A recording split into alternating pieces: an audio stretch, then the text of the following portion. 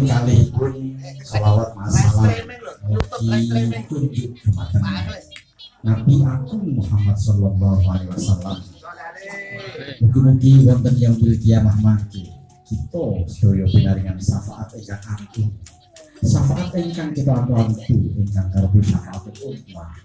Amin ya rabbal alamin. Wonten mriki dalem minangkani pramila acara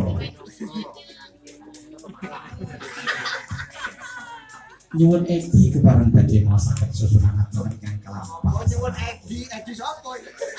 Sepindah lo injil pembukaan bil Fatihah ingkang badhe dipun pimpin dumateng Romo Dr. Kandiri Masyrif Magister Pendidikan Islam. Romo. Moro.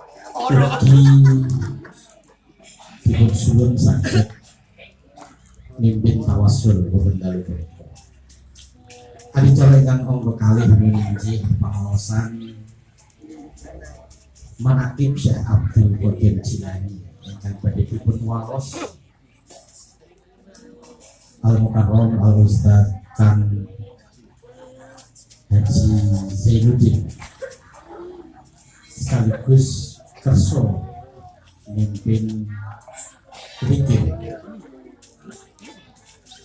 Salajengipun meninjih penutup doa ingkang badhe dipun pimpin Romo Dr. Mas Kuli Ismail saking Pemalang, Jawa Tengah. Aduh ya.